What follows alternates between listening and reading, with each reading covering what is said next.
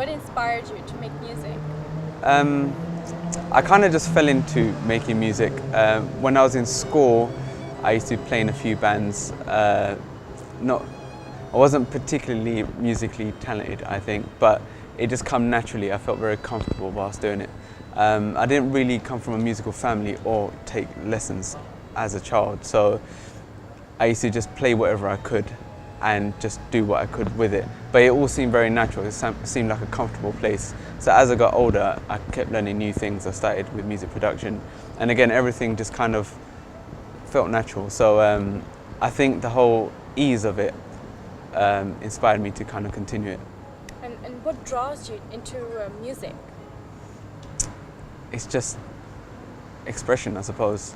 It's being able to make something that one affects you, but then two affects other people who hear it. And those people might not know you, they might be on the other side of the world.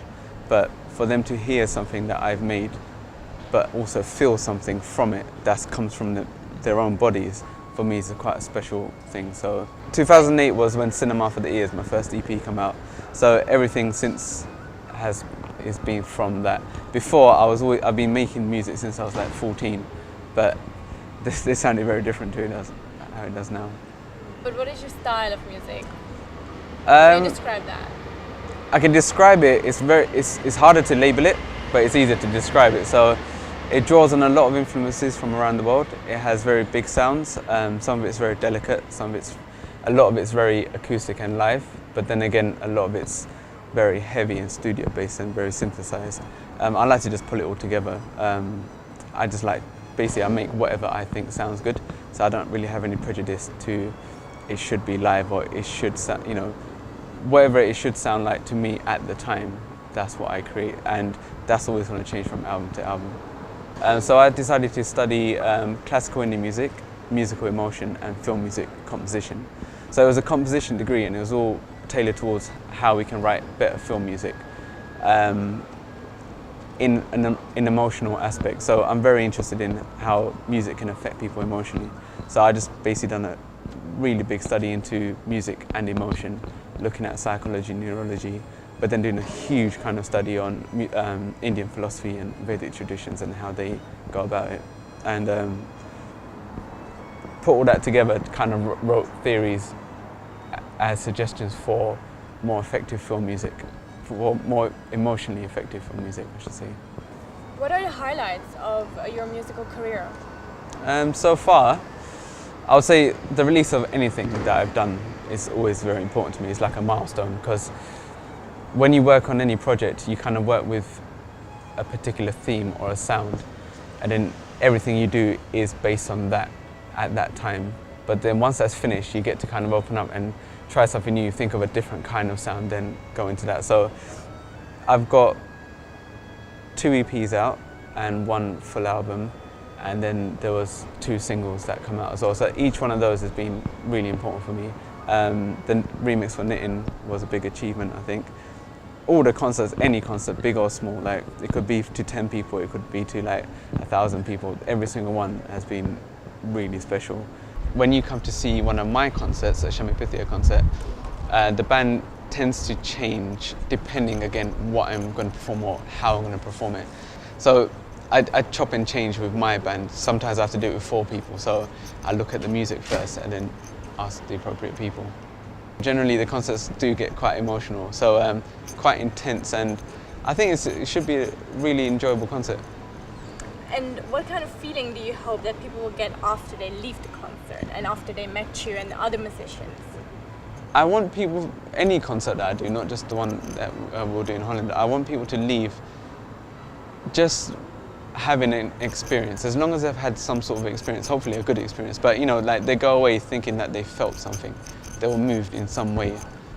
It wasn't just something they were looking at and listening to, it's something that they actually interacted with and they actually got something out of it. Then I'm really happy, because then for me, as an artist, I've achieved my goal of communicating something via music. So I just hope they have some sort of experience, but more than anything, like have an experience that they want to have again.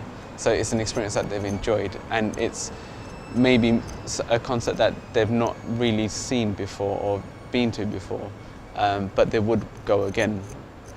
So like, you know, things like that are always really good. When people, after concerts, I get a lot of people that say, I've never really been to a gig like this, but I'll definitely come again. That's really satisfying because it means that you've done something correct, because one, they've liked it, and two, they'll come again, not just to see me, but to see anyone else who's doing something similar.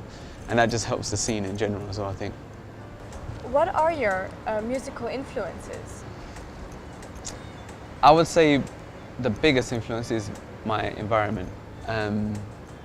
So growing up in London is such a privilege. One, because it's a very fun city, but two, because you can find everyone here. I mean, a lot of countries in the world are represented in London. Like there's people from like everywhere. So when I was growing up, it was a kind of a traditional Hindu family. So at home they used to play a lot of Bollywood music on the radio, and I used to go to a lot of bhajans. That was that.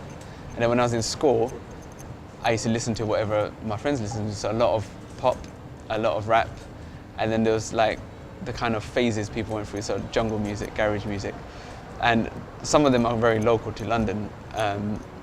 So I just grew up with a whole mix of stuff, and then I had friends from all around the world, and they used to listen to different things, so I used to listen to it. But I never used to listen with the intent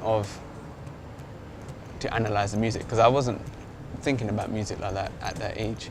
Only past college, that's when I started to listen to things musically and think, oh, that's nice, or that's different.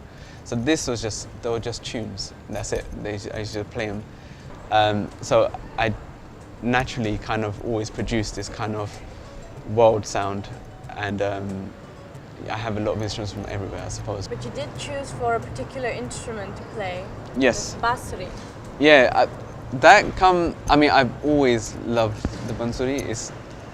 It's my favourite sound. Apart that, vocals, strings and pianos, I can live with that for the rest of my life. But if I had to just choose one, then it's bansuri. Like, there's something about the sound. It just does something to me inside. You know, you get those tingles and the hairs on your neck stand up. I love the sound. I never actually knew what the instrument was until I was about 17, I think, or 16, when I first heard the Beyond Skin album from Nitin Sawhney. Then I started thinking, oh, it's there as well, because I only ever heard it in Bollywood songs. And then I actually found out what it was called. And then I started playing. Well, I bought this horrible cheap plastic one when I was about 19, 20. And then since then I've just been kind of playing, and I've managed to buy some real ones. Okay, thank you for this interview, and I'm really looking forward to see you in Holland. Oh, it's a pleasure. Thank you, and thank DesiYUP for inviting me and being so nice.